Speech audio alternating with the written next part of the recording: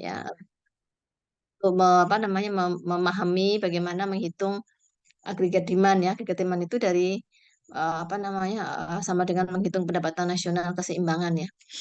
Baik, mungkin untuk menyingkat waktu kita langsung aja ya. Coba silakan dipresentasikan PPT yang tentang fluktuasi ya, fluktuasi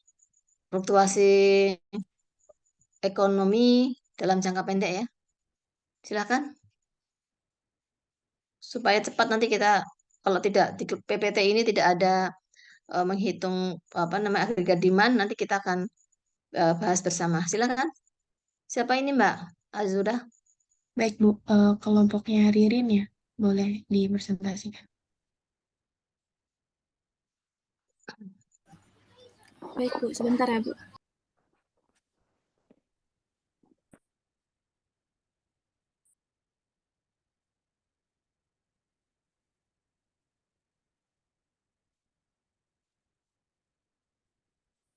Minggu depan kita itu ya apa namanya UAS aja ya minggu depan semuanya karena kelasnya sudah selesai semua. Jadi minggu depan kita moga-moga bisa UAS. Kemarin bagaimana UTS Azura? UTS-nya? Kemarin UTS-nya online ya, Bu, lewat Google Form dengan Bu Faza. Bukan kuisis ya? Bukan, Bu, melalui Google Form. Berarti sama semua ya soalnya ya. Iya, sama. Diacak bukan? Kalau itu kurang tahu sih, Bu. Oke. Tapi di Zoom ya, pakai Zoom ya. Iya, pakai Zoom. Hmm, ya baik. Nanti mungkin ke UASnya minggu depan bisa juga sih pakai Zoom ya. Ya udah nanti kita lihat nanti bagaimana Bu Faza ya yang dosen keduanya Bu Faza ya. Baik, Bu. Hmm. Yuk silakan Ririn. Kenapa? Ada masalah apa? Iya, Bu. Sebentar.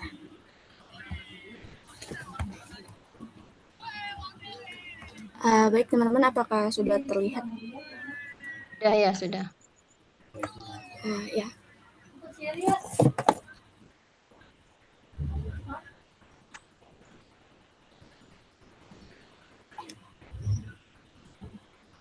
Ya, Assalamualaikum warahmatullahi wabarakatuh. Selamat malam, Prof. Niken dan teman-teman semuanya.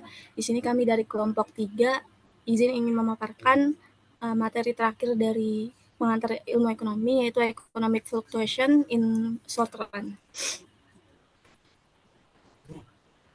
Jadi ini ada anggota kelompok kami dengan saya sendiri, saya Ririn, dan ada Adinda, ada Amelia, Cindy, Herliana Tantri, Isnaini, terus ada Junifer, dan juga Laili. Mungkin untuk mempersingkat kita next aja ya. Ririn itu siapa Ririn? Saya sendiri, Bu. Dan namanya siapa ini? Oh ini. Iya. Namanya hanya Ririn. Iya, Bu. Ririn. Oh, iya udah. Ya, baik, saya izin lanjut ya, Bu. Untuk selanjutnya ada Muhammad Kadafi, terus ada Muhammad Ridho, ada Mutia Nur Fadila, Octavia Roma, dan saya Ririn, dan ada juga Satria Kurniawan, serta ada Winda Ramadanti.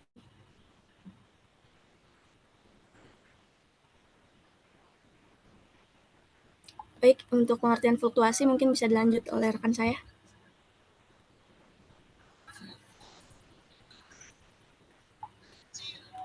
Apakah suaranya terdengar? Ya, terdengar, Okta. Oke. Pengertian fluktuasi. Fluktuasi adalah satu perubahan harga khusus yang disebabkan oleh mekanisme pasar yang perubahannya berupa kenaikan maupun penurunan nilai harga itu sendiri yang dapat digambarkan secara grafikal. Pengertian lain dari fluktuasi adalah gejala yang menunjukkan turun naiknya suatu harga di mana perubahan harga disebabkan karena pengaruh permintaan dan penawaran di pasar. Fluktuasi akan mempengaruhi anggaran pemerintah. Perkembangan fluktuasi bisa digambarkan dengan diagram atau grafik. Sebentar sebelum dilanjutkan biar paham ya. Fluktuasi tahu ya, pergerakan ya kalau kita lihat pakai business cycle tuh mirip seperti itu. Cuman kalau business cycle itu adalah siklus ya, siklus bisnis memang naik turun gitu ya. Tapi fluktuasinya sendiri apa namanya? kadang-kadang naiknya turunnya cuma sebentar nanti naik lagi seperti itu ya. Tapi ini khusus ini berkaitan dengan yang dibahas di sini ini shock ya, berkaitan dengan harga. Kalau kita lihat kurva permintaan masih ingat kurva permintaan di mana apa namanya atau penawaran juga ya. Kurva di mana yang vertikal itu adalah harga, yang horizontal itu adalah jumlah. Masih ingat waktu individu waktu sebelum UTS? Masih ingat Iya, Ririn, Bu. Octavia? Masih ingat ya? Nah, itu kalau kalau apa namanya? Kalau harga itu ditentukan oleh demand dan supply ya kan? Ya kan? Iya, Bu. Ya, jadi ditentukan lah itu yang terjadi di masyarakat. Jadi harga yang terbentuk itu ya itu ditentukan oleh demand dan supply. Kalau terjadi kenaikan, kalau misalnya terjadi bukan kenaikan, terjadi suatu misalnya ada perang gitu ya, perang seperti di Ukraina itu, dia nggak bisa, biasanya dia biasanya mengimpor beberapa barang dari luar karena pelabuhannya itu di embargo oleh Rusia, dikuasai oleh Rusia, maka Ukraina tidak bisa mengimpor dari luar ya. Demikian juga Rusia ya. Rusia itu biasanya mengekspor gasnya ke Eropa karena apa namanya perang dia menutup semua apa namanya gas ke Eropa ya. Jadi itu karena Recording in progress. ada perang ya. Jadi akhirnya apa? Harga akan naik. Jadi yang satu tadi berkaitan dengan impornya pasokannya kurang itu berarti supply-nya kurang ya kan. Yang satu lagi juga apa namanya dia nggak punya duit, duitnya berkurang ya karena nggak bisa mengekspor, pendapatannya berkurang ya sehingga apa namanya nggak banyak dana di dalam negara Rusia tersebut ya. Jadi itu berkaitan dengan supply demand menentukan harga-harga di kedua negara ya di kedua negara. Eh, Akhirnya apa? Ketika supply-nya di Ukraine ya di Ukraina, ketika supply-nya berkurang, masyarakatnya tetap di sana ya. Misalnya walaupun banyak yang lari keluar ya, banyak banyak yang keluar dari negaranya ya. Tapi ketika persediaan makanan berkurang, yang minta banyak ya, maka harga akan turun atau naik. Harga naik atau turun?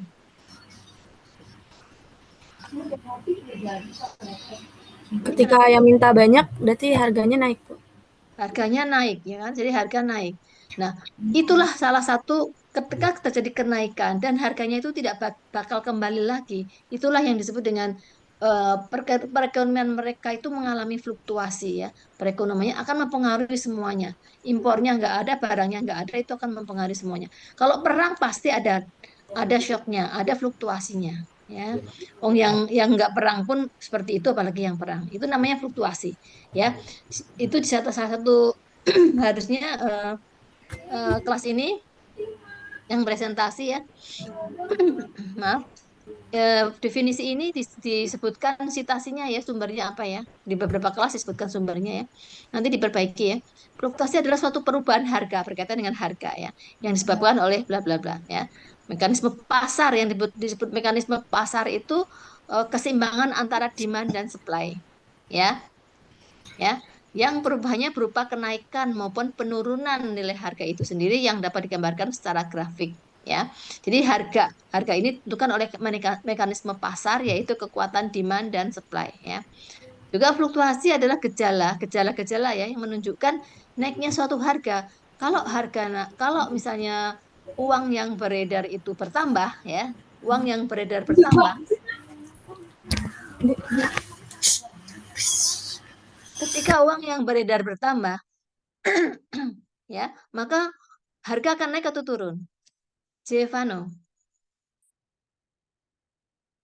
ketika uang yang beredar bertambah, harga akan naik atau turun? Ketika uang yang beredar bertambah, Mm-mm. maka harga akan naik. Ya, karena orang megang uang banyak. Nah, itu adalah salah satu gejala. Ketika terjadi perubahan harga, ya, maka uang yang beredar itu bertambah.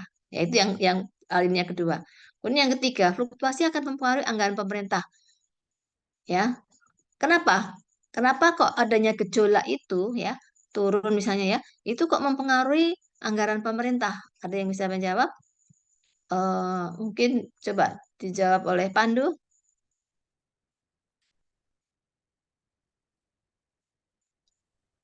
Ya, Bu. Apa jawabannya? Maaf, maaf tadi boleh diulangi nggak, Bu? Di sini. Ya, kemana tadi? Ketika Masih di sini, Bu. ketika terjadi fluktuasi akan mempengaruhi anggaran pemerintah. Kenapa? Karena ketika terjadi fluktuasi akan mempengaruhi anggaran pemerintah. Kenapa? Nah, Fluktuasi tadi apa?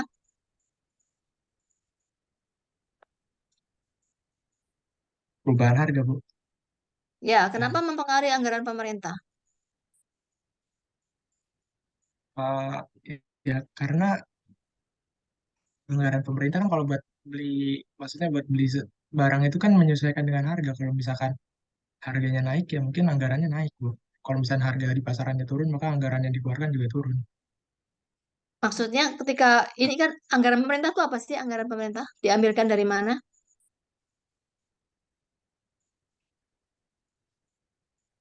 Anggaran pemerintah diambilkan Dari dari mana? Pajak, Bu. Bukan anggaran pemerintah itu diambilkan dari mana? Untuk membeli diambilkan dari mana? APBN. APBN, ya. Ya, APBN ya. Jadi ketika terjadi fluktuasi ya, jadi biasanya ini yang diomongin kan shock tadi ya. Shock itu fluctuation itu shock itu adalah tekanan atau distorsi ya.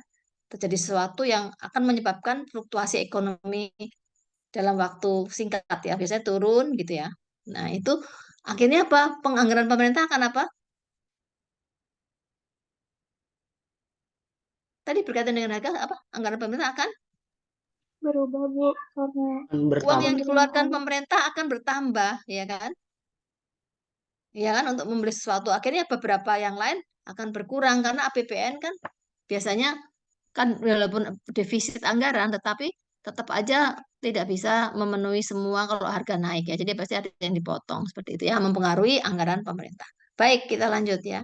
Jadi sekarang paham ya fluktuasi itu apa? Tidak tidak harus jangka panjang seperti bisnis cycle ya. Tapi ini fluktuasi terjadi karena adanya shock atau distorsi atau fluktuasi ya. Silakan lanjut. Ayo, Ririn mana Ririn? Masih mute, Mbak?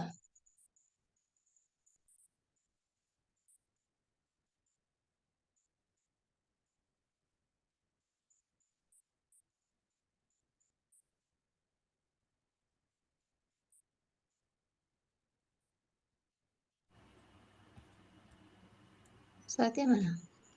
Ya, baik Bu, sudah terdengar Bu. Ya, sudah. Ya, saya izin lanjut ya Bu. Ya, selanjutnya di sini ada teori untuk fluktuasi. Kita mengambil teori real business cycle, yang dimana fluktuasi dianggap sebagai perubahan dalam tingkat output alami atau keseimbangan dengan tetap mempertahankan model klasik sebagai acuannya. Teori ini juga menganut variabel-variabel nominal seperti pergerakan uang dan tingkat harga yang tidak mempengaruhi variabel-variabel di sektor real seperti output dan pengangguran. Ya, paham nggak yang di alinea pertama ini? Fluktuasi dianggap sebagai perubahan dalam tingkat output, jadi outputnya atau GDP-nya ya turun ya, atau keseimbangan dengan tetap mempertahankan kok output alami atau output keseimbangan ya maksudnya ya, dengan tetap mempertahankan model klasik. Apa itu model klasik? Sebagai acuan. Model klasik apa? Bahwa output dipengaruhi oleh dipengaruhi oleh atau merupakan fungsi dari output merupakan fungsi dari capital dan labor ya, modal dan tenaga kerja serta teknologi ya. Ya, di situ ada fungsi dari K dan L ya, itu biasanya di dalamnya termasuk teknologi ya. Nanti akan kaitannya dengan fluktuasi jangka panjang ya, nanti akan kita lihat nanti. Yang kedua, teori ini menganut variabel-variabel nominal seperti pergerakan uang ya, uang beredar ya, dan tingkat harga tidak mempengaruhi variabel-variabel di sektor real. Jadi harga dan perubahan apa peredaran uang itu tidak mempengaruhi variabel-variabel di sektor real, tidak mempengaruhi output. Kenapa? Karena ini jangka jangka yang sangat pendek. Jadi harga tidak berpengaruh terhadap output. Kalau nanti akan lihat ada 3 jangka ya, jangka sangat pendek, jangka pendek dan jangka panjang ya. Dalam fluktuasi itu kalau yang jangka sangat pendek maka harganya tidak berubah. Berarti peredaran uang juga tidak berubah ya. Itu hanya yang berubah hanya outputnya saja ya. Ini dipegang ya di apa pengertian ini dipegang supaya nanti kita tidak bingung di apa pengertian-pengertian selanjutnya. Silakan lanjutkan.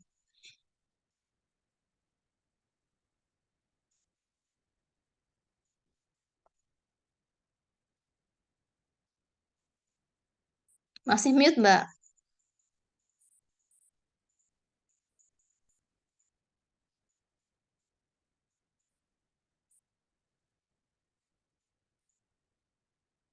Ririn masih mute.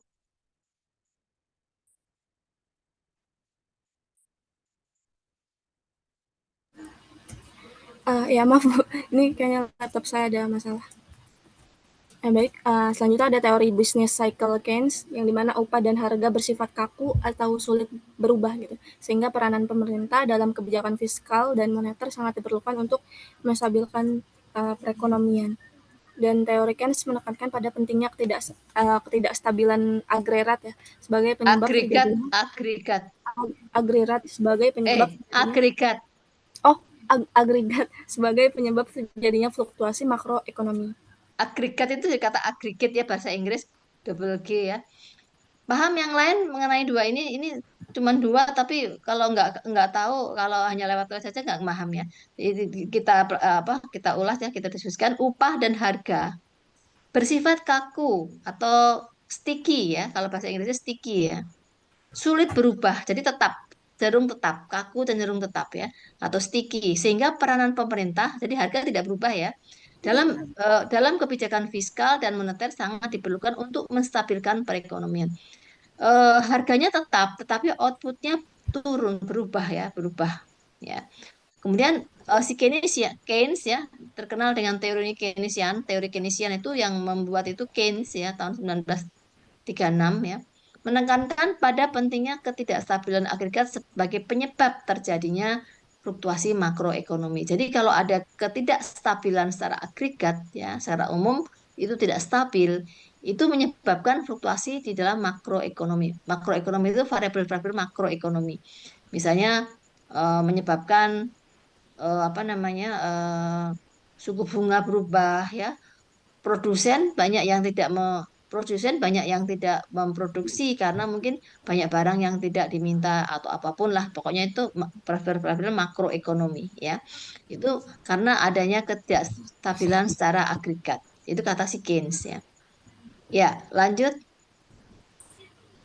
Baik, untuk selanjutnya ada teori business cycle moneter yang menekankan pada pentingnya guncangan permintaan atau shock demand ya, khususnya terhadap fluktuasi ekonomi, tetapi hanya dalam jangka pendek. Nah, dalam teori business cycle moneter dan Keynes, uang mempengaruhi output, sedangkan Keynesian itu alirannya dari Keynes ya. Keynesian. Beda ya Bu ya. Saya kira sama. Keynesian, uang mempengaruhi output, sedangkan teori real business cycle kebalikan, yang menyatakan bahwa output mempengaruhi uang. Coba, ini dua teori ini berarti kalau kita menggunakan alat analisisnya nanti siapa tahu kalau skripsi ya ini masih lama tapi ya hubungan antara output dan harga atau uang ya, ini ada dua teori jadi saling saling timbang balik bahwa uang bisa mempengaruhi output, output mempengaruhi uang mempengaruhi output, tinggal ambil modelnya nanti model apa namanya model VC, VECM ya, VECM ya. Itu nanti saling timbal balik, tidak menggunakan regresi. Kalau regresi itu satu arah aja ya, dari X ke Y, tapi ini bisa X ke Y, Y ke X ya. Ini tergantung pada nanti citasinya teori ini ya. Jadi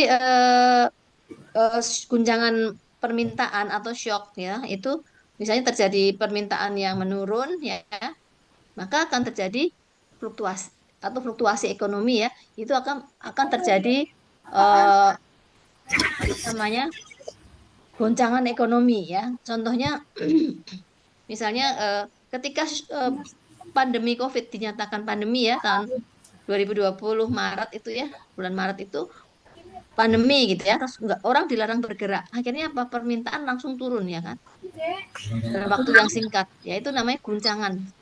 Dan itu terjadi seluruh dunia ya. Itu apa namanya menyebabkan pertumbuhan ekonomi di banyak negara itu menurun, bahkan bahkan depresi ya, termasuk Indonesia di kuartal 2020 itu pertumbuhan ekonomi kita minus minus minus 5% lebih ya.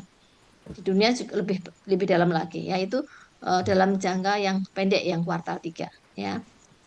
Nah, kita lanjut. Ini tadi teorinya yang untuk teori cycle moneternya ya, bisnis cycle moneter itu mengatakan bahwa uang yang mempengaruhi output ya, kalau uang beredar maksudnya ya, uang beredar mempengaruhi output, sedangkan kalau yang teori bisnis cycle-nya ya, real business cycle-nya kalau tadi kan moneter ya, tentang uang ya, moneter itu uang dan Keynesian, Keynesian itu bicara tentang uang juga, bahwa uanglah yang mempengaruhi GDP, uanglah yang mempengaruhi output ya. Tapi teori realnya, real business cycle-nya mengatakan bahwa output lah yang mempengaruhi uang ya. Jadi silakan ini di highlight ya untuk nanti teori-teori yang diperlukan apabila kita membahas tentang uang dan GDP, peredaran uang dan GDP. Bisa saling berhubungan ya, seperti itu ya. Lanjut. Baik, selanjutnya bisa dipaparkan oleh teman saya. Oke, selanjutnya adalah perbedaan jangka pendek dan jangka panjang. Pada Sebentar jangka pendek, Mas sebenarnya ini enggak hanya jangka pendek dan jangka panjang, tetapi jangka sangat pendek, jangka pendek dan jangka panjang. Nanti ditambahkan, tadi di depan Ibu sudah mengatakan bahwa dalam yang kaku atau sticky, ya, yang harga yang sticky atau kaku itu di jangka yang sangat pendek. Contohnya gini, sangat pendek itu bisa sehari 2 hari ya. Misalnya dalam sehari harga kan tidak berubah ya. Ini kan di sini jangka pendek. Jangka pendek itu berapa pendek? Kalau pendeknya itu sebulan, harga pasti berubah dong. Ya kan bisa berubah. Tapi kalau sehari 2 hari gitu sangat pendek, itu harga tetap, harga kaku. Jadi yang harga kaku atau sticky itu bukan jangka pendek, tapi jangka yang sangat pendek. Ya, nanti tolong diganti kelompok ini ya untuk nanti diupload, disebarkan ke temannya. Jadi dari jangka ada yang sangat pendek, yaitu di mana harga sticky ya, dan harga jangka pendek. Kalau yang jangka pendek harga berubah, output juga berubah ya. Dan jangka panjang itu yang berubah adalah harganya.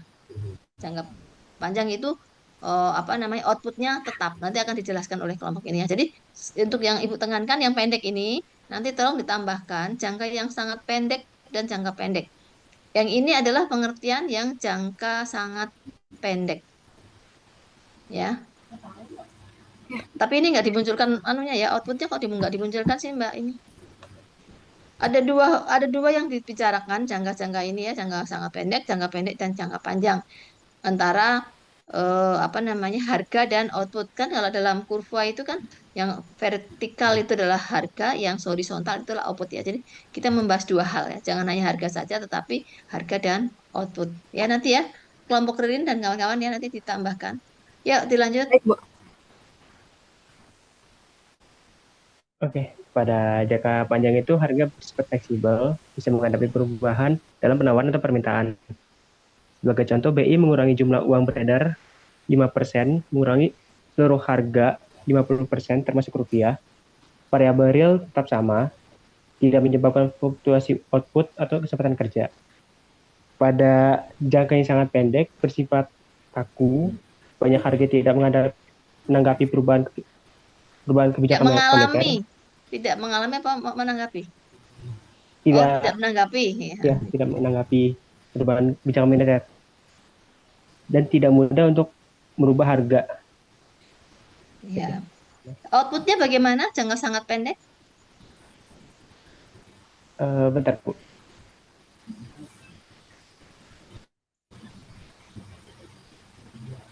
Jangka sangat pendek outputnya berubah ya. Jadi yang tidak berubah itu harga. Ya. Kebalikan dengan jangka panjang. Kalau jangka panjang itu harganya berapapun ya, harganya berubah-ubah, outputnya yang tetap. Nanti di bawah mungkin dijelaskan ya Mas. Mungkin ada, Ya, biasanya ada tuh. Heeh. Kita lanjut aja, nanti ditambahkan yang jangka pendek ya. Ini yang bawah ini jangka sangat pendek ya. Ditambahkan tentang outputnya. Outputnya itu berubah ya, permintaan tuh apa namanya akan banyak harga tidak menanggapi perubahan kebijakan moneter ya. Harga bersifat kaku, tidak berubah, harga tidak berubah ya. Walaupun uang yang beredar tak tambah, tetapi harga tidak berubah ya. Harga. Baik ya, kita lanjut aja.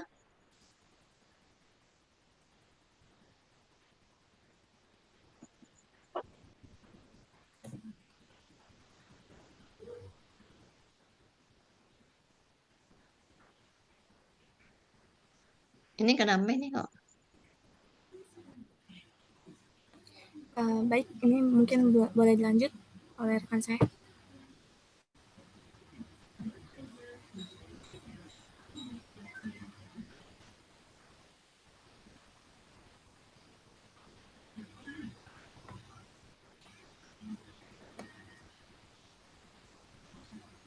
Ya, cepetan. Selamat malam, belum malam ya.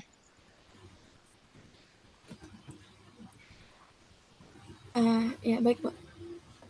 Jadi di sini ada contoh fluktuasi jangka pendek dan jangka panjang. Contoh dari fluktuasi yang jangka pendek itu meliputi kenaikan atau pengurangan harga produk berdasarkan permintaan dan penawaran pasar. Terus yang kedua, perubahan nilai tukar mata uang terhadap mata uang asing dari pasar internasional. Dan yang ketiga, ketidakpastian terkait nilai saham yang bisa terjadi karena kondisi konflik atau perubahan harga minyak di pasar dunia. Nah, contoh Sebentar, Mbak, sebentar. Kita lihat tuh yang jangka pendek ya. Contoh fluktuasi yang jangka pendek. Ini jangka pendek atau jangka sangat pendek? Kita lihat. Kenaikan atau pengurangan harga produk ya berdasarkan tadi harganya berubah. Ini sangat pendek, bukan sangat pendek. Karena harga bisa berubah ya. Ada perubahan harga produk ya, ada perubahan produk berdasarkan permintaan dan penawaran. Berarti harga berubah ya. Ini jangka pendek ya. Kemudian yang kedua, perubahan nilai tukar. Nilai tukar itu juga sama dengan harga.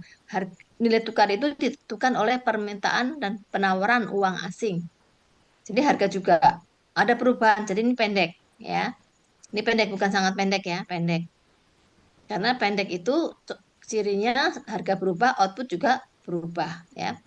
Yang ketiga, ketidakpastian terkait nilai saham. Nah, indeks harga saham IHSG, IHSG, paham ya?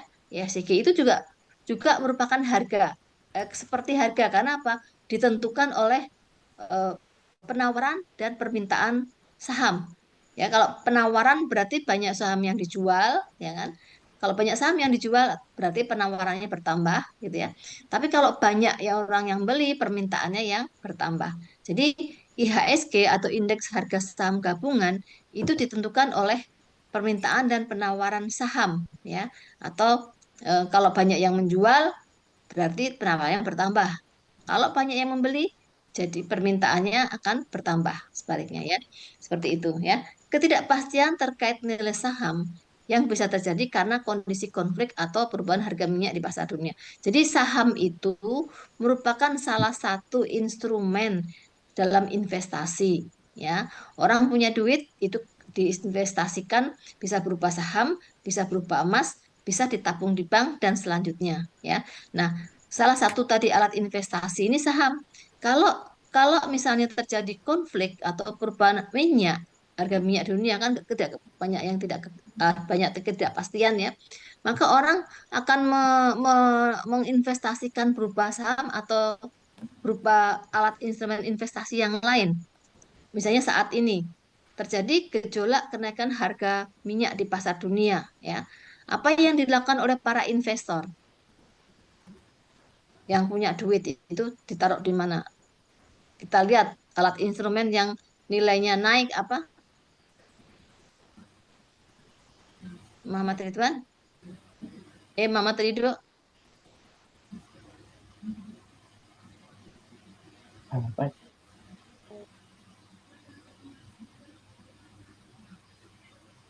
Udah nggak ngikuti kuliahnya. Nanti Eh, ininya Apa jawabannya? Ada yang bisa menjawab? Bu, tadi pertanyaannya kalau harga minyak naik ya Bu, saham apa yang naik juga? Enggak, kalau kalau terjadi konflik atau terjadi perubahan harga minyak dunia ya sekarang ini kan banyak konflik, banyak harga apa namanya, harga minyak dunia itu naik ya, ya, maka orang itu kan menginvestasikan, orang yang investor atau orang yang punya duit banyak itu akan menginvestasikan dananya itu tidak berupa saham, karena ketidakpastian ini menyebabkan biasanya ya, menyebabkan harga-harga saham itu jatuh ya, karena pertama adalah ketidakpercayaan pasar ya, kedua nilai-nilai perusahaan itu bisa turun karena mungkin karena konflik, maka misalnya ekspornya atau produksinya itu menurun seperti itu ya. Jadi orang tidak menginvestasikan dananya berupa saham, tetapi berupa yang sekarang nilainya naik apa? Emas, Bu. Iya, antara lain emas ya. Jadi orang, harga emas kan naik terus kemarin ya. Jadi karena orang lebih percaya emas dibandingkan saham ya. Jadi, nah, harga saham ini sendiri, tadi Ibu sudah bilang, itu merupakan mekanisme tercipta karena ada mekanisme permintaan dan penawaran saham. Kalau banyak saham dijual, berarti penawarannya bertambah atau berkurang?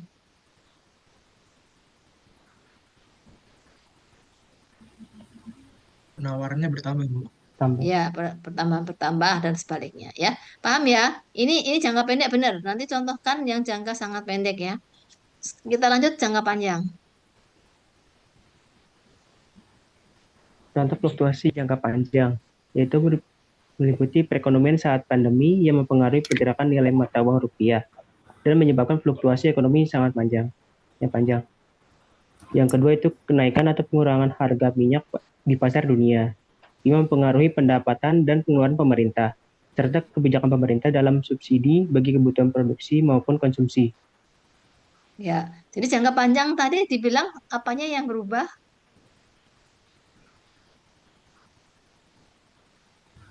Yang berubah harga, Bu. Ya, betul ya. Yang berubah harga, yang tetap apa? Yang tetap output. Output ya. Jadi ini kaitannya dengan jangka panjang. Ini mempengaruhi nilai mata uang ya. Kemudian satu lagi juga tadi berkaitan dengan eh, mempengaruhi ini harganya kan ada kenaikan pengurangan ya. Jangka panjang itu pasti harga akan berubah setiap saat gitu ya. Nah, tadi itu tapi outputnya cenderung tetap ya. Kenapa tetap? Nanti mestinya di bawah ada penjelasannya ya. Lanjut. Kalau nggak ada ditambahkan. Lanjut. Baik, Bu.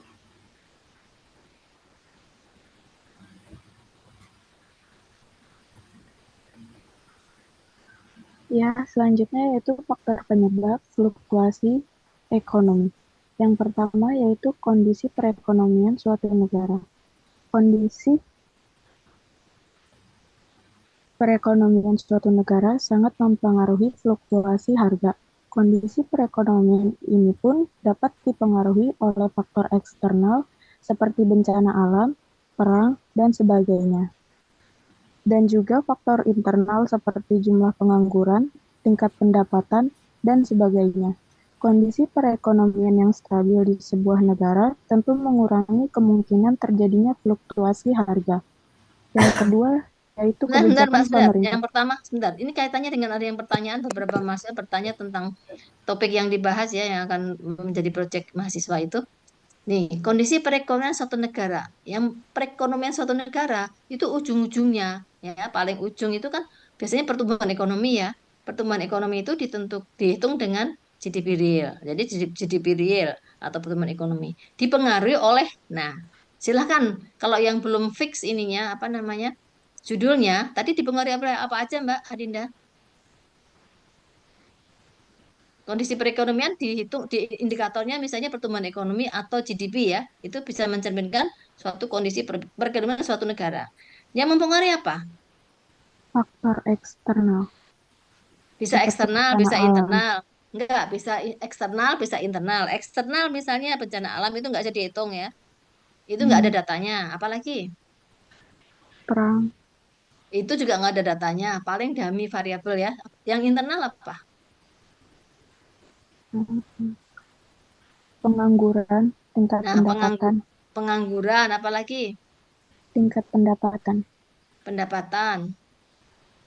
Pendapatan itu ya GDP ya. Enggak yang apalagi?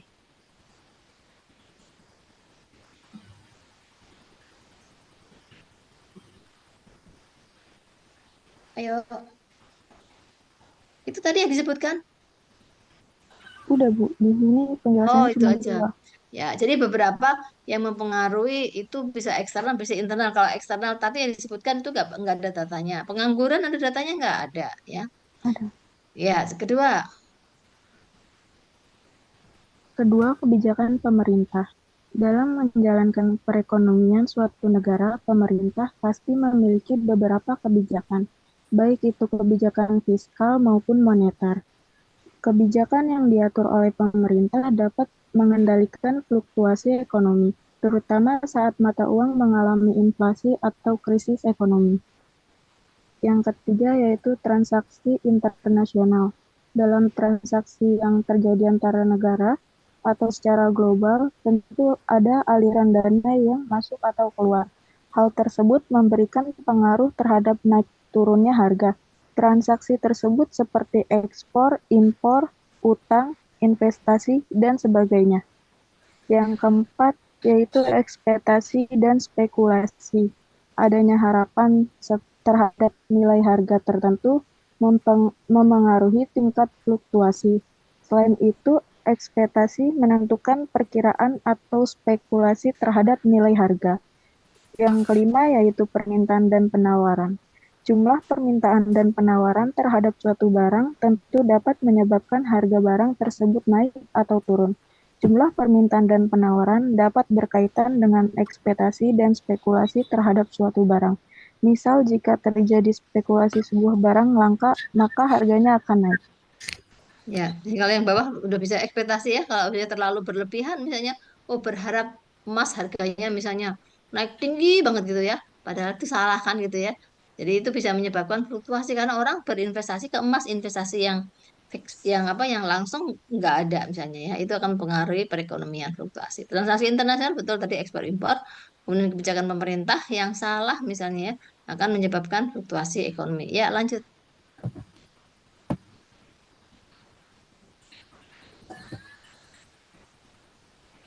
Ada kabar katanya nanti Gubernur DKI tidak ada pemilunya ya, tidak ada pemilihan umum yang ditunjuk oleh pemerintah katanya diangkat oleh presiden. Itu bisa mempengaruhi apa namanya fluktuasi ekonomi loh itu nanti nggak tahu seperti apa ya. Ekspektasinya orang berlebihan atau kurang gitu ya. Itu bisa mempengaruhi fluktuasi ekonomi ya. Lanjut.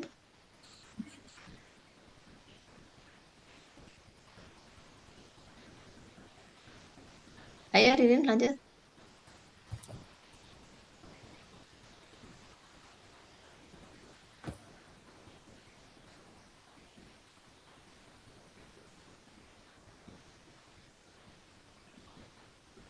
Ririn. Siapa Iya, yang Bu. pegangnya?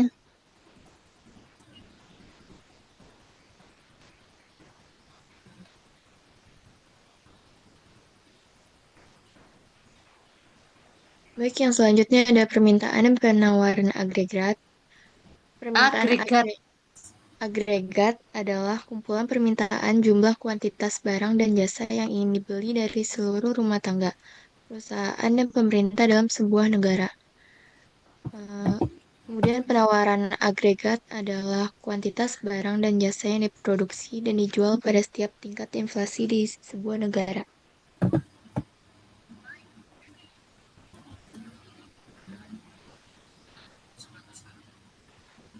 Persamaan kuantitas sebagai permintaan agregat itu MV sama dengan PY. M adalah jumlah uang beredar. V yaitu kecepatan perputaran uang. P yaitu tingkat harga. Dan Y adalah jumlah output. Coba ke atas dulu tadi kok nggak dijelaskan ternyata lewat-lewat saja. Ini PPT-nya kok kurang lengkap. Jadi di permintaan agregat atau AD ya, itu kan tadi ya kumpulan atau penjumlahan dari permintaan jumlah kuantitas atau jumlah atau output ya barang dan jasa yang ingin dibeli dari seluruh rumah tangga. Jadi itu C ya. Perusahaan permintaannya adalah permintaan rumah tangga itu konsumsi ya. Permintaan perusahaan itu permintaan akan investasi. Kemudian pemerintah permintaan barang dan jasa juga dalam sebuah negara. Ini ada X dan M ya. Net ekspor itu nggak masuk. Kalau hanya ini saja itu ekonomi tertutup ya. Ekonomi tertutup maksudnya tidak ada hubungan dengan luar negeri, tapi nanti tambahkan ya. Sedangkan penawaran agregat itu adalah jumlah eh, kuantitas atau jumlah barang dan jasa yang diproduksi ya. Supply itu diproduksi dan dijual pada setiap tingkat inflasi di sebuah negara. Jadi yang A itu permintaan agregat yang nanti akan kita hitung ya, kita hitung pendapatan nasionalnya itu Y sama dengan C plus I plus G plus NX ya. C-nya nanti akan kita ubah menjadi fungsi Keynesian ya, fungsi Keynes. C Keynesian ya. Ya, nanti kita lanjutkan. Lihat terus lanjutnya. Yang MPVT ini. Paham enggak ini? Ini punyanya Irving Fisher ya. Ini melihat karena tadi dikatakan bahwa apa namanya permintaan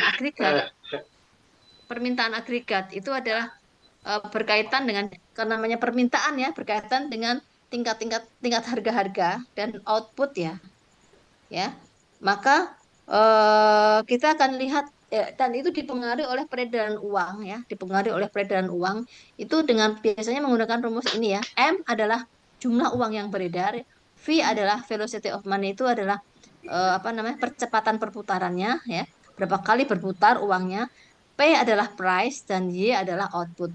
Nah, apa itu velocity of money? Ada yang paham? Ada yang paham? Coba contohkan. Herliana bisa?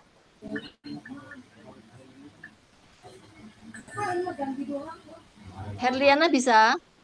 Maaf Bu, saya kurang paham. Kurang paham. Biar cepat Ibu jelaskan aja ya. Jadi V atau velocity of money ini adalah percepatan perputaran uang. Contohnya begini. Mungkin di kelas ini ada mahasiswa yang mungkin melanjutkan waktu SMA berdagang secara online. Pedagang maksudnya pakai jadi reseller ya. Reseller itu menjual, belanja menjual lagi ya. Misalnya kayak di kelas sebelah misalnya. Dia punya modal tadinya 100.000, dia belanjakan untuk barang dagangan ya. Kemudian dijual ke teman-temannya, laku dia menerima pendapatan sebesar 150. Yang tadinya uangnya 100 menjadi 150 ya. Jadi uang yang di masyarakat bertambah karena tadi yang membeli kan mengumpulkan uang nih. Ya kan? Jadi menjadi yang tadinya 100 yang dipunyai oleh reseller tadi menjadi 150.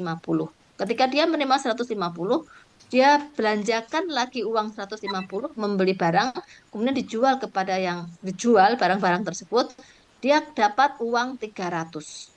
Tuh. Ya itulah berarti perputaran sudah 3 kali dari 100 menjadi 300. Itu adalah V tadi ya, perputaran kecepatan uang. 3 kali dalam waktu belum sebulan, itu uang yang beredar sudah bertambah 3 kali. Ya, 3 kali dalam kasus ini ya tadi ya, yang punya uang 100 menjadi 300. Gitu ya. Itu velocity ya. Nah, uang beredar ini akan sangat mempengaruhi harga-harga di pasar. Kita tahu bahwa semakin tinggi, semakin banyak peredaran uangnya, maka semakin kemungkinan semakin besar inflasinya ya. Di mana harga-harga naik karena orang memegang uang banyak, barangnya tetap misalnya ya. Itu bisa memacu inflasi. Gitu ya. Kemudian yang kedua yang kanan, coba silakan. Kemudian ada pergeseran kurva permintaan agregat. Pergeseran ke kirinya itu penurunan jumlah uang beredar menyebabkan bergesernya kurva permintaan agregat ke kiri. Kemudian Ya. yang pergeseran kanan, bertambahnya jumlah uang beredar menyebabkan bergesernya kurva permintaan agregat ke kanan. Agregat ya. Jadi ini harga-harga itu ditentukan oleh jumlah uang yang beredar tadi ya. Rumus yang sebelah kiri tentang jumlah uang yang beredar atau M ya. Jadi kalau uang beredar turun kayak COVID misalnya, orang kan tidak melakukan pembelian ya. Uang beredarnya turun. Nanti kita lihat teorinya tadi mana uang beredar mempengaruhi output atau output mempengaruhi uang beredar. Itu saling bapak telur dan ayam ya. Ya lanjut. Ada nggak ya yang tadi Ibu minta itu ya? Oh ya ini silakan. Tambah 1 ya 3 ya. Terdapat dua jenis penawaran agregat, yaitu yang pertama penawaran agregat jangka panjang. Kurva akan berbentuk vertikal ke atas, tidak ditentukan atau dipengaruhi oleh tingkat inflasi. Ditentukan oleh faktor produksi yaitu SDA, SDM, kewirausahaan, dan modal. Kurva jangka panjang akan bergeser apabila faktor-faktor tersebut terpenuhi yaitu tenaga kerja, modal, kemajuan teknologi, investasi, serta edukasi. Ya, Yang kedua, ya. ada penawaran agregat pada jangka pendek. Jika inflasi naik, maka kuantitas supply akan meningkat dan kurva berbentuk dari kiri bawah ke kanan atas. Nah, ini juga sama ya. Jadi nanti jangkanya ada jangka yang sangat pendek, jangka pendek dan jangka panjang. Kita lihat ini kalau ini kurva supply ya, supply agregat ya. Yang jangka panjang ini kurvanya apa namanya? Outputnya ya, Y itu output ya. Outputnya tetap nih. Outputnya tetap, Y-nya tetap ya. Sementara vertikal ini artinya bahwa P-nya kan vertikal nih. P-nya berapapun ya, berapapun dari 0 sampai P ke atas. Jadi P-nya berapapun, harga berubah berapapun, tetapi outputnya tetap di Y. Ya, paham? Tadi yang belum siapa tadi? Muhammad Ridwan, Ridho apa siapa tadi yang presentasi tadi? Ridho, paham? Iya, Bu. Ya itu ya, yang dimaksud tadi tetap outputnya tetap karena kenapa? Karena ini jawabannya. Faktor-faktor produksi ya itu sudah digunakan secara penuh. Mana ada bilang gitu nggak tadi? Nggak ada ya. Jadi semua semua faktor-faktor yang mempengaruhi supply, yaitu kan dari faktor-faktor produksi ya, itu sudah digunakan secara penuh atau bahasa Inggrisnya full employment ya. Full employment itu semua faktor-faktor produksi sudah digunakan secara penuh sehingga tidak bisa menambah lagi dalam jangka panjang ya. Maka kurvanya itu Y-nya tetap tidak berubah ya jangka panjang. Kemudian penawaran agregat yang sangat pendek, ini sangat pendek seperti ini ya. Kebalikan dari yang jangka panjang, ini sangat pendek ya. Di mana harganya tetap P1 tok ya, satu aja, tapi outputnya bisa beberapa apapun ya. Outputnya apapun, P-nya tetap. Itu kalau jangka yang sangat pendek ya. Kalau yang jangka pendek itu gambarnya, kurvanya itu seperti kurva penawaran yang berslope positif ya. Nanti tolong diganti penawaran seperti apa namanya seperti penawaran ya kurvanya seperti penawaran dari kiri bawah ke kanan atas ya nanti ya diganti ya. Baik, kita lanjut. Kalau tadi kalau yang jangka pendek kurva karena kurvanya itu berslope positif maka ada perubahan harga maupun perubahan jumlah atau output ya. Tolong dipahami nanti kalau pertanyaan-pertanyaan model kayak gitu harus logika ya menjawabnya ya. Paham? Kita kalau paham berarti nanti logika kita harus jalan ya. Lanjut.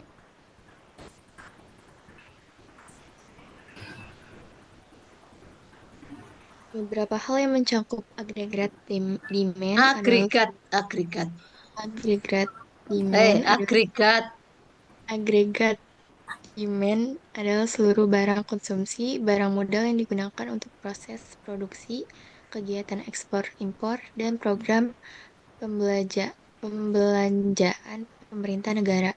Setiap variabel ini nantinya akan dianggap sama selama diperdagangkan pada nilai pasar yang sama.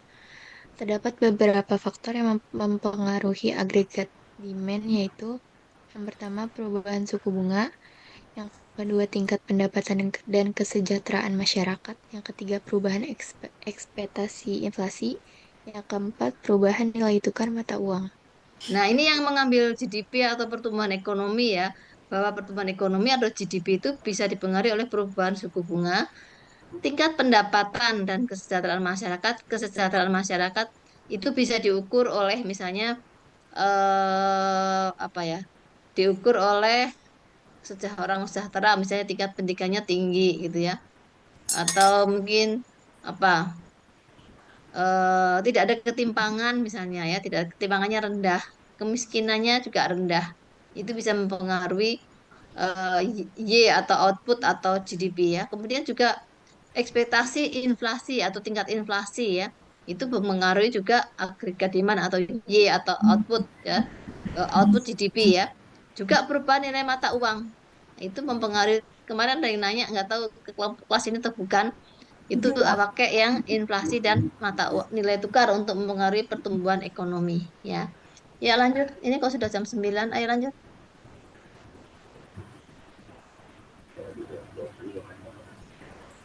Oke, selanjutnya ada dampak dari guncangan permintaan negatif.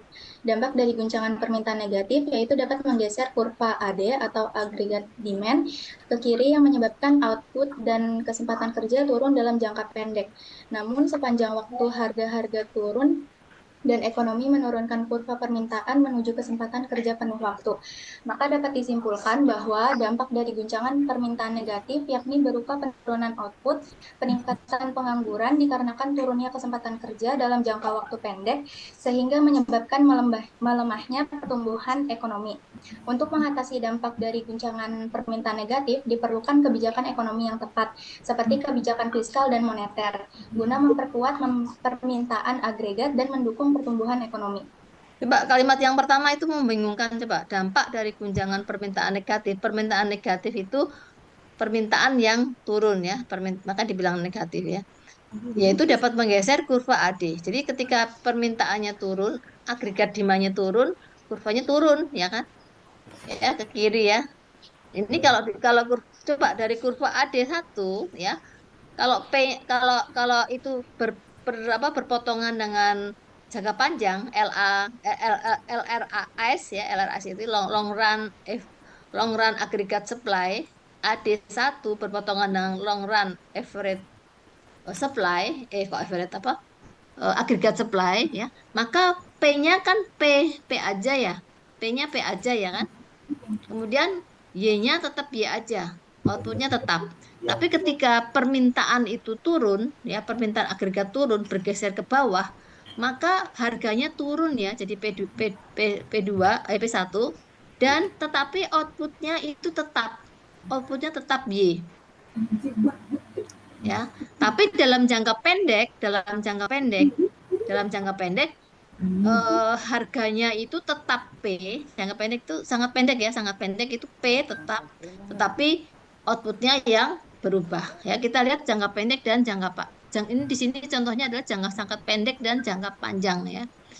Kalau jangka pendeknya sendiri itu kurvanya dari kiri atas ke kanan bawah ya, seperti itu ya. Ya, jadi maksudnya ini ke kiri menyebabkan output dan kesempatan kerja turun. Kenapa digandengkan output dengan kesempatan kerja? Karena kalau outputnya turun, maka kesempatan kerja atau orang yang bekerja di situ akan turun. Karena orang yang bekerja atau permintaan terhadap tenaga kerja itu merupakan permintaan turunan dari permintaan akan output atau derivatif dari output. Ibu ulang. Kenapa kok kalau permintaannya turun itu akan menyebabkan turunnya output dan kesempatan kerja? Karena kesempatan kerja itu merupakan turunan daripada permintaan akan output. Ya, kenapa? Karena ketika outputnya turun, para produsen ya itu tidak akan menarik orang angkatan kerja yang mau kerja, malah bahkan mem-PHK ya, tidak memberikan kesempatan kerja. Karena ngapain memberikan kesempatan kerja kepada para pekerja baru? Kan output yang dihasilkan menurun ya, sehingga dia malah lebih banyak nanti mem-PHK karyawannya. Itu ya kaitannya antara output dan kesempatan kerja. Namun sepanjang waktu harga-harga akan turun. Itu jangka panjang ya, jangka panjang itu harga-harga sepanjang waktu itu maksudnya selama jangka panjang itu harga-harga akan turun ya. Ekonomi juga turun ya, dan itu akan menurunkan kurva permintaan menuju. Oh, bukan.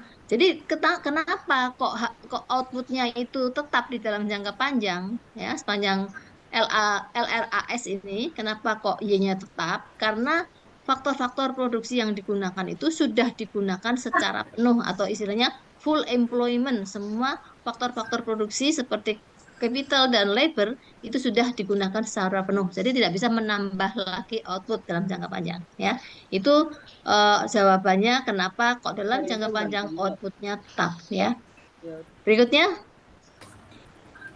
kita lanjut aja ya.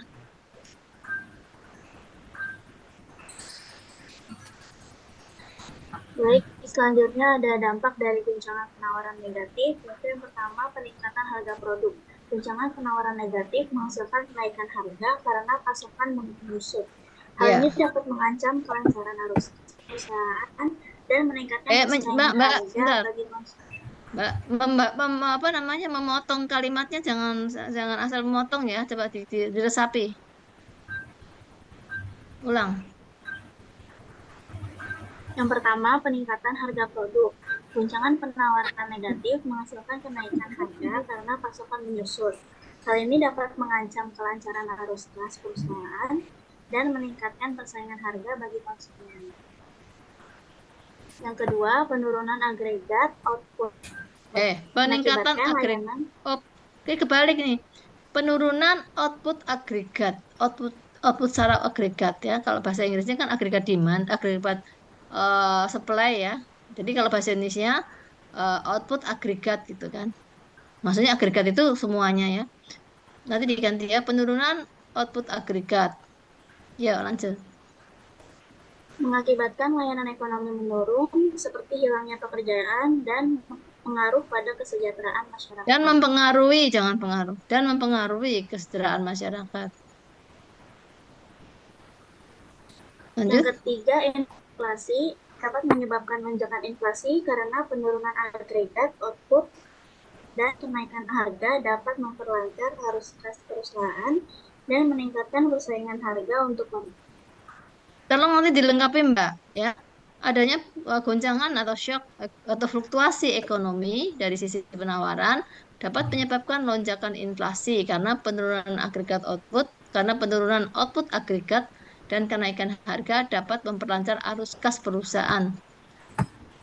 Memperlancar arus perusahaan dan meningkatkan persaingan harga untuk konsumen. Jadi kenaikan harga intinya ya, karena adanya shock tadi ya, fluktuasi itu akan menyebabkan lonjakan inflasi ya. Yang selanjutnya, yang keempat, resesi ekonomi. Ini bisa terjadi karena goncangan penawaran negatif menyebabkan peningkatan harga produk dan menurunnya output agregat yang pada akhirnya mengancam kelancaran arus kas perusahaan dan kesejahteraan masyarakat. Ya, lanjut.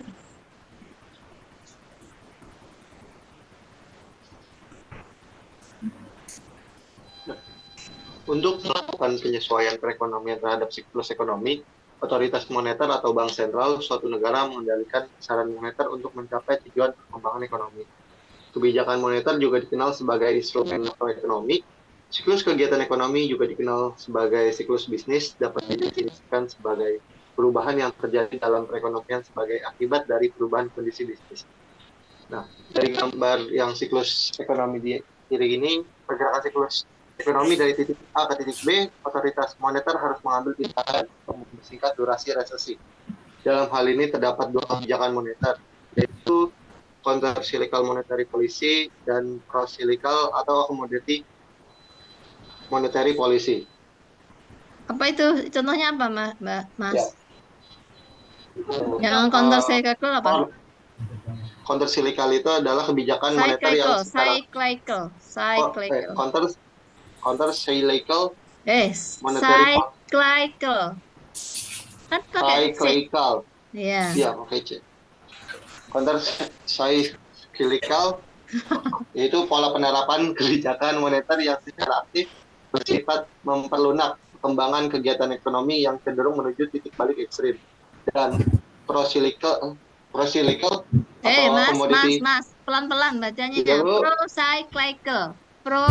Pro-cyclical atau accommodative monetary policy, yaitu pola penerapan kebijakan moneter yang cenderung mengakomodasi fluktuasi jangan cepet-cepet Satria, jangan cepet-cepet asal baca salah, bacanya salah, pelan-pelan biar nggak salah, malu-maluin mahasiswa nggak salah membaca. Ayo ulang. Pro-cyclical atau accommodative monetary policy, yaitu pola penerapan kebijakan moneter yang cenderung mengakomodatif fluktuasi perekonomian. Nah, kata-kata pro berarti akomodatif atau akomodatif ya, jadi memfasilitasi. Kalau counter tadi sebaliknya ya, Counter contohnya apa tadi? Counter cyclical apa? Kebijakan moneter Lalu yang apa contohnya? contohnya yaitu mengakomodatif fluktuasi ekonomi. Loh, itu yang pro, yang counter, yang counter. Oh, counter. Counter itu secara aktif bersifat memperlunak perkembangan kegiatan ekonomi yang cenderung menuju titik balik ekstrim. Contohnya apa? Kalau misalkan contohnya itu eh, kebijakan dengan menggunakan capital flows sebagai transmisi untuk pemahaman karakter suatu kebijakan. Capital flow di suatu negara dikatakan counter-cyclical apabila komponen siklus net capital inflow dan tingkat output berkolerasi negatif. Dengan kata lain, negara tersebut meminjam dana dari luar negeri pada saat resesi dan membayarnya saat siklus ekspansi. Ya, jadi ini kan seperti yang dilakukan oleh Amerika Serikat ya, itu ya kok investasi ya, dia menarik investasi ya tadi ya. Memperlunak ya, memperlunak. Jadi dia bisa menggunakan apa namanya? Kebijakan suku bunga ya. Amerika menaikkan suku bunga. Itu kan kebijakan fiskal nih supaya investasi masuk ya. Itu counter cyclical ya. Ya, yang selanjutnya masih ada simpulan kalau nggak salah. Masih ada, Ririn? Ya. Masih, Bu. Shock terhadap permintaan agregat atau agregat demand. Shock permintaan atau demand shock terjadi ketika adanya perubahan tiba-tiba dalam tingkat agregat permintaan dalam suatu perekonomian. Guncangan permintaan atau demand shock ini dapat disebabkan oleh berbagai faktor seperti perubahan kebijakan fiskal, moneter, atau perubahan ekspektasi ekonomi. Guncangan permintaan dapat menggeser kurva agregat demand ke kiri atau kanan tergantung pada sifat perubahan tersebut. Guncangan permintaan negatif akan menurunkan permintaan agregat yang menyebabkan pergeseran ke kiri dan mengakibatkan penurunan output dan tingkat harga. Sementara guncangan permintaan positif akan meningkatkan permintaan agregat yang menyebabkan pergeseran ke kanan dan mengakibatkan kenaikan output dan tingkat harga. Ya, lanjut. Misalnya pada peluncuran kartu kredit. Banyaknya pemilik kartu kredit itu dapat menyebabkan penurunan uang kas atau jumlah uang yang dipegang dan peningkatan velositas yang menyebabkan pergerakan kurva itu positif. Jika jumlah uang yang beredar itu konstan, maka harga dan outputnya itu meningkat dan juga kurva AD-nya itu juga akan meningkat. Dalam jangka pendek, permintaan meningkatkan output sehingga menyebabkan economic boom atau economic boom yaitu ketika periode pertumbuhan dan ekspansi ekonomi yang berkembang pesat. Nah, hal ini dapat mendorong perusahaan untuk merekrut lebih banyak karyawan, meningkatkan waktu kerja, dan mengoptimalkan kapasitas produksi. Dengan sering berjalannya waktu, tingginya AD ini dapat menyebabkan kenaikan upah dan harga. Kenaikan harga ini kemudian dapat menaikkan kuantitas output yang diminta, mendekatkan ekonomi pada tingkat produksi alami atau natural level of output. Masih ada?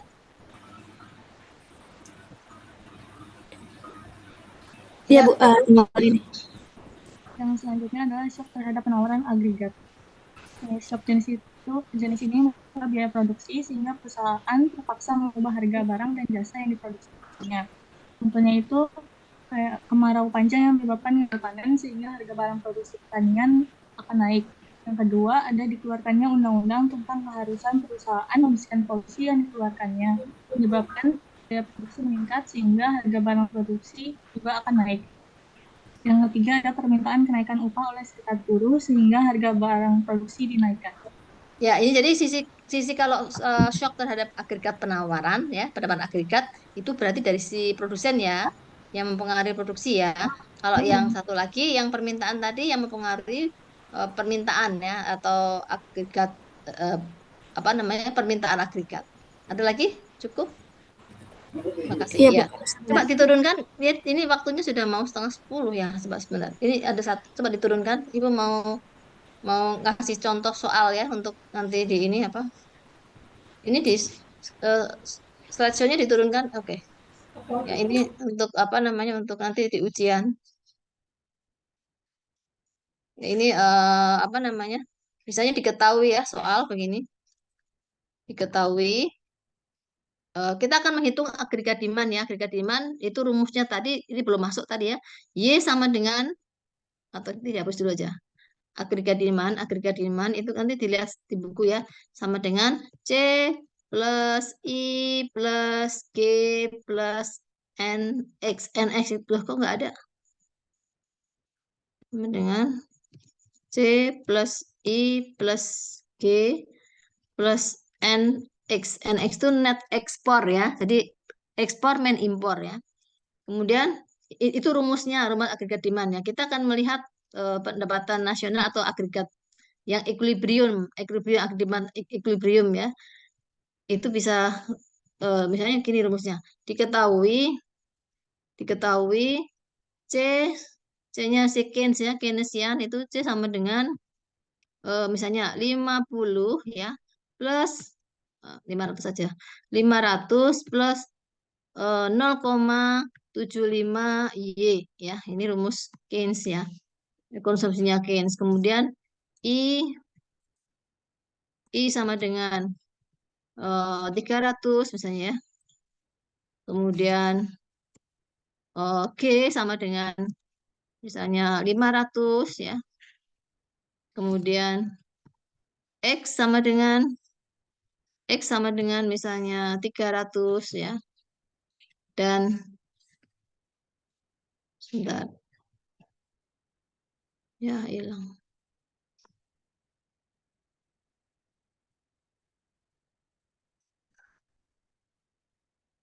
Kembali. Mana kembali?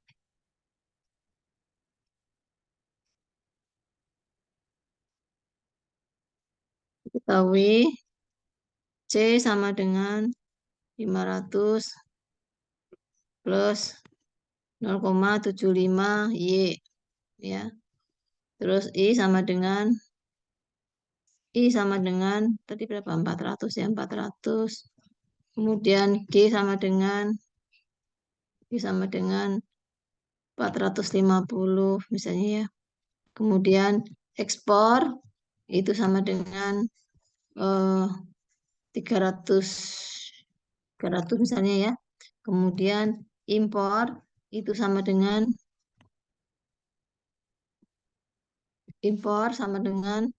misalnya 150 ya. Ini net ekspor ya. Nah, tanya. Yang pertama adalah Y keseimbangan atau Y equilibrium ya, Y equilibrium. Pendapatan nasional equilibrium ya. Kemudian yang kedua, ini pendapatan nasional equilibrium.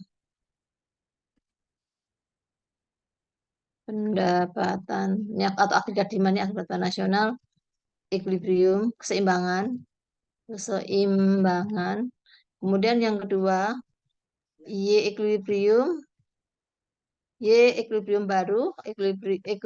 baru ya, apabila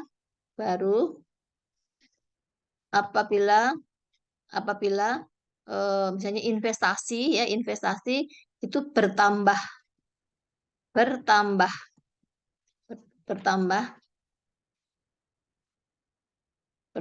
misalnya investasi bertambah 100 ya. Investasi bertambah 100 ya. Jawab ya. Coba ini jawabannya. Kita menghitung dulu Y equilibrium ya. Y equilibrium itu rumusnya tadi yang di atas ya. Itu sama dengan, kita tulis di sini ada ya biar gampang.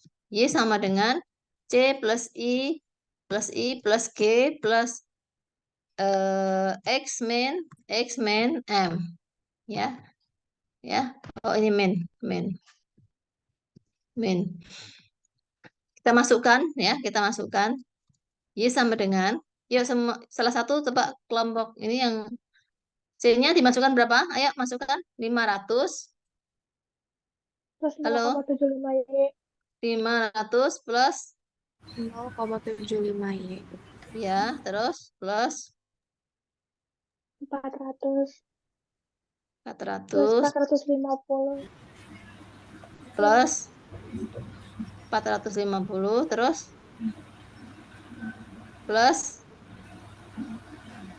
300 ya, minus 300 minus 150. 50. Oke.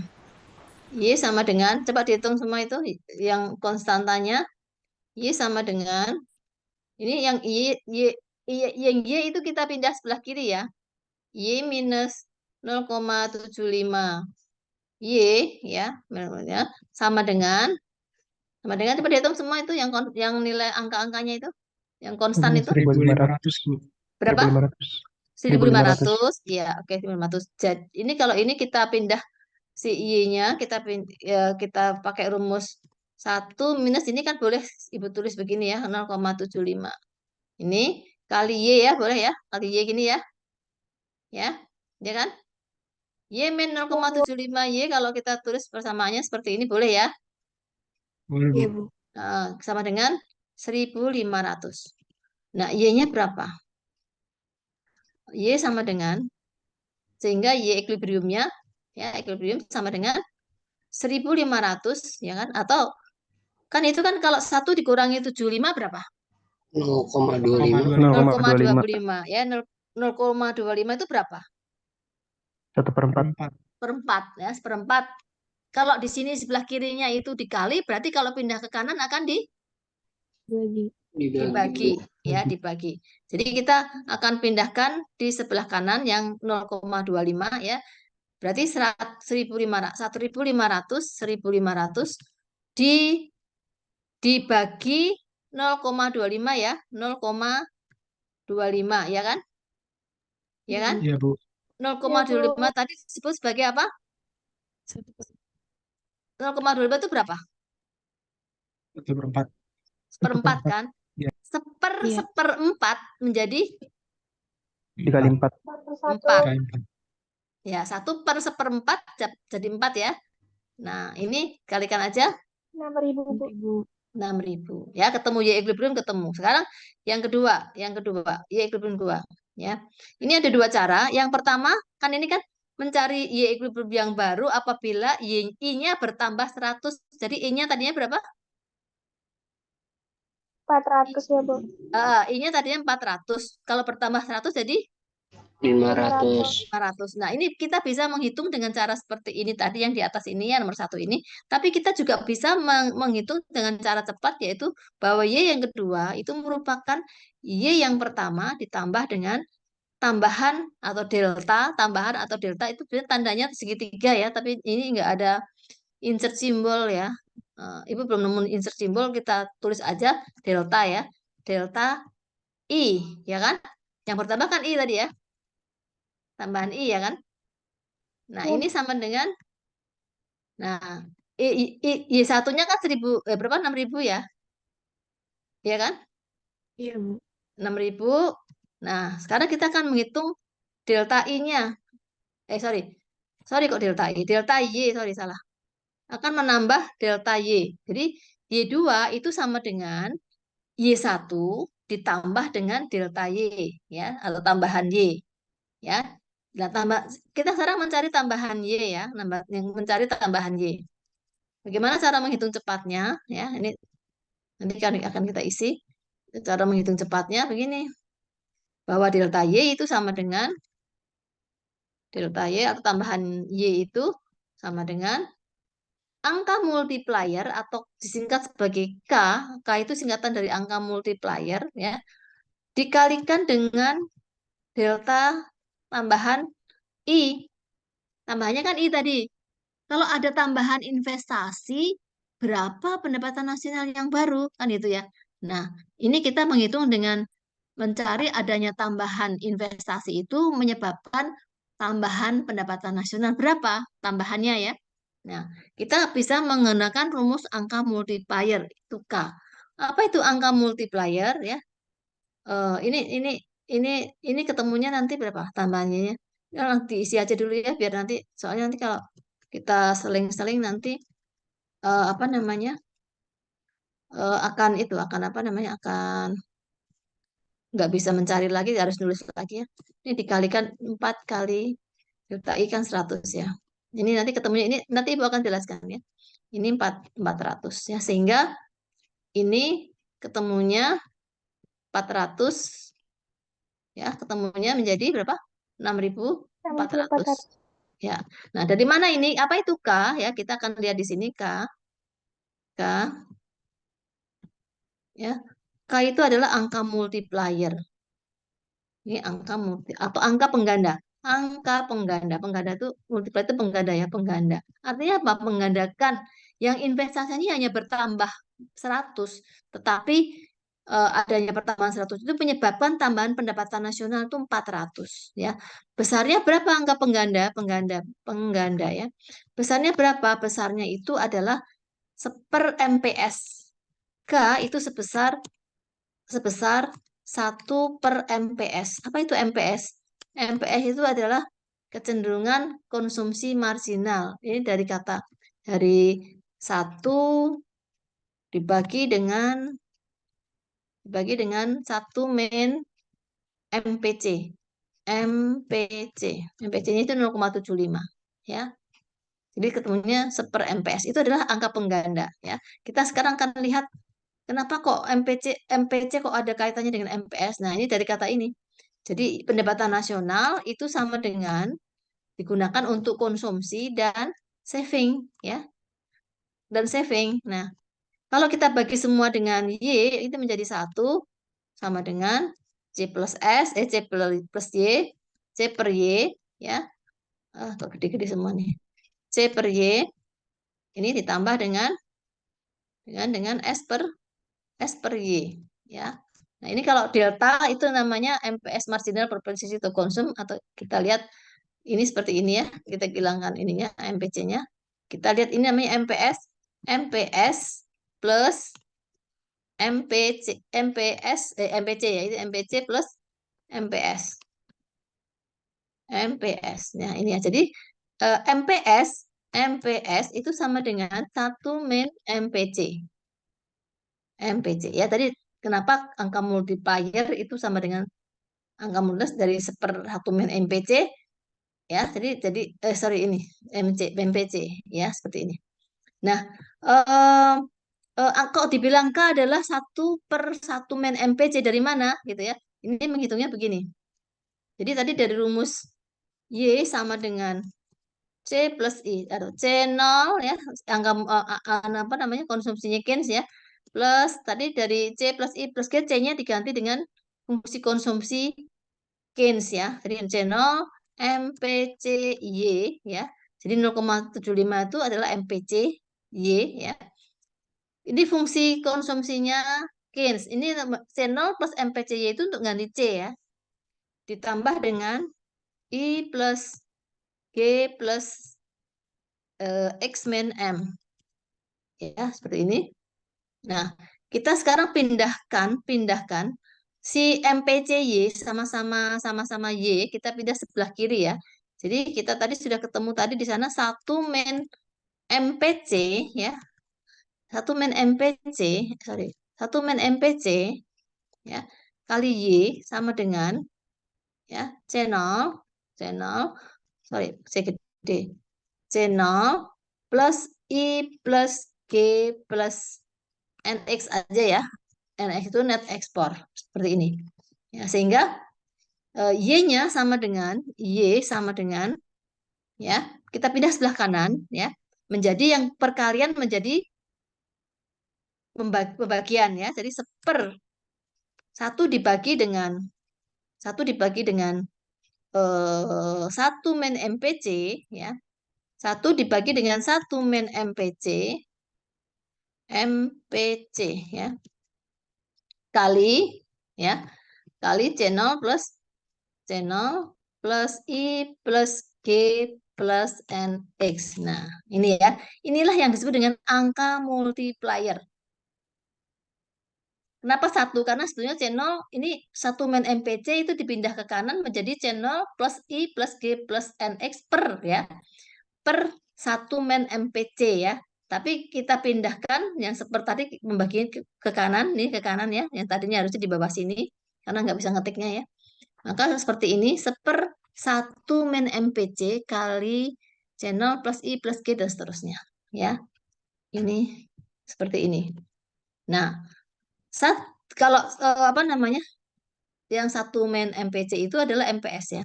Jadi ini kalau kita lanjut, kalau kita tuliskan Y sama dengan seper MPS ya, MPS ya, ini kali tadi C0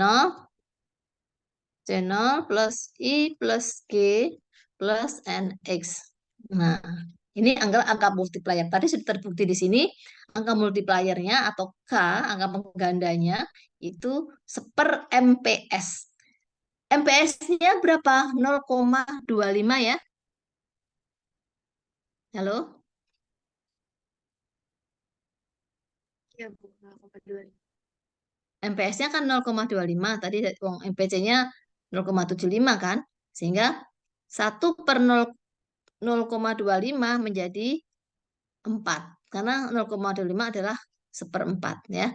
Itu tadi alasan apa namanya, kenapa kok angka pengganda besarnya seper MPS ya.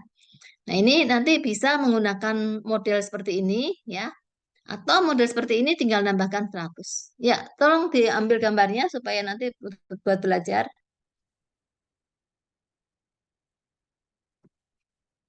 Sudah? Sudah, Bu.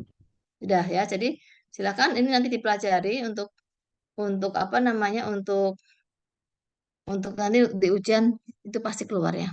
Baik, sampai di sini ada pertanyaan? Sudah terlalu malam, 9:30. Ada pertanyaan? Anissa? Ya, cukup. Cukup? Ya, jadi kita ini terakhir kuliah terakhir ya. Maaf tadi kemarin-kemarin memang sangat padat banget ya, sehingga sampai malam itu ada tamu sampai malam sampai setengah 12, jadi nggak sempat buka WA ya. Jadi apa namanya, tidak menjawab untuk kuliah hari ini. Tapi sebenarnya minggu yang lalu Ibu udah bilang kita luring untuk kuliah terakhir ya, karena Ibu akan menjelaskan yang agregat demand ini.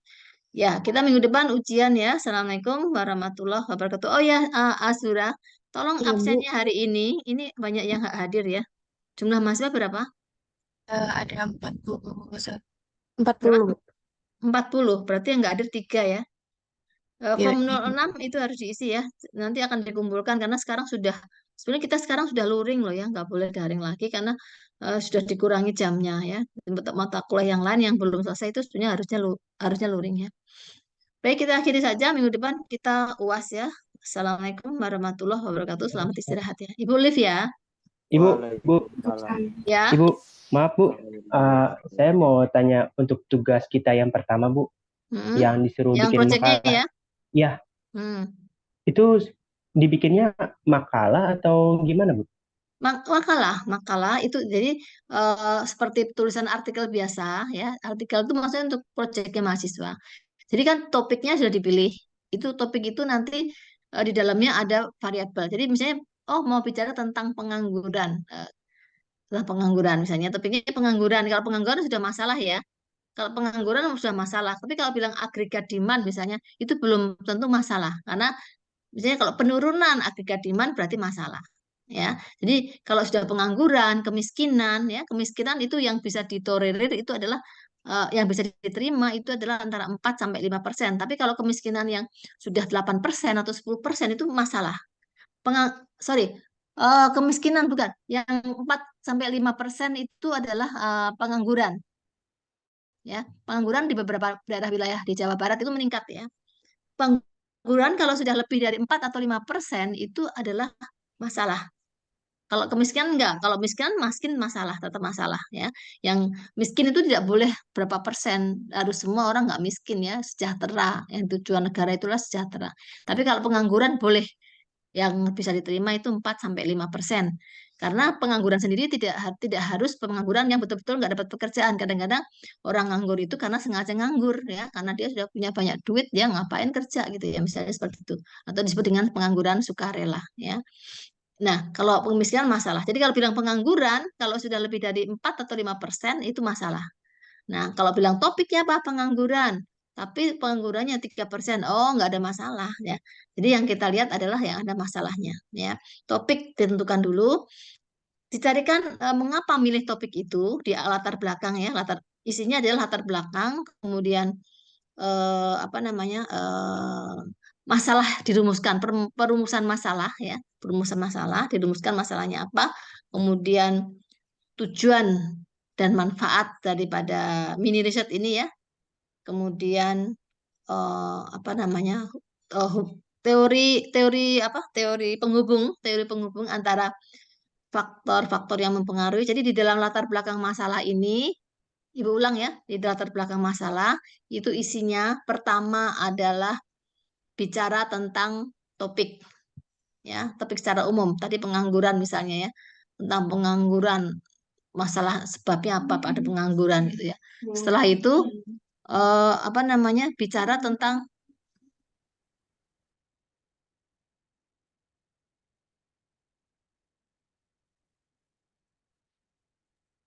jadi tentang pengangguran ya, kemudian cari berikan teorinya, definisinya, teorinya apa itu pengangguran ya. Kemudian ditunjukkan datanya. Oh ini loh datanya, misalnya pengangguran di Jawa Barat misalnya. Oh ini pengangguran di Jawa Barat dari tahun sekian sampai sekian nilainya sekian, nilainya seperti ini loh. Oh berarti ada peningkatan, itu masalah ya. Nah, kemudian cari variabel yang mempengaruhinya, faktor yang mempengaruhinya. Ya, pengangguran disebabkan oleh apa ya?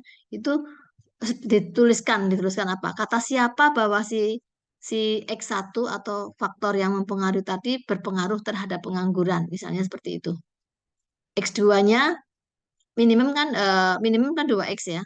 X2-nya itu apa, dijelaskan definisinya, kemudian teori dan peneliti pendahuluannya ya, penelitian pendahuluan yang meneliti tentang hubungan antara X1 dan Y, X2 dengan Y. Ya, terus habis itu merumuskan permasalahannya. Oh, ada hubungan antara, ada pengaruh antara misalnya kesempatan kerja dengan pengangguran misalnya, atau ada kaitannya dengan apa namanya shock atau apa namanya COVID misalnya ya, atau COVID tidak ada datanya ya. Misalnya ada hubungannya antara GDP dan pengangguran. Jika GDP turun maka pengangguran naik. Tadi kan ada kesempatan kerja tadi ya, berkaitan dengan itu ya. Nah seperti itu ada teorinya. Jelas sebutkan datanya, data si apa namanya eh, apa tadi kesempatan kerjanya atau orang yang bekerja ya, ditampilkan datanya. Nah setelah itu dikata-katain tuh apa namanya datanya, dikata-katain ya pergerakan apakah ketika X1-nya itu naik, Y-nya juga ikut naik atau sebaliknya ya. Nanti boleh menggunakan rata-rata ya. Jadi datanya itu dikata-katain ya, karena ini tidak meregres.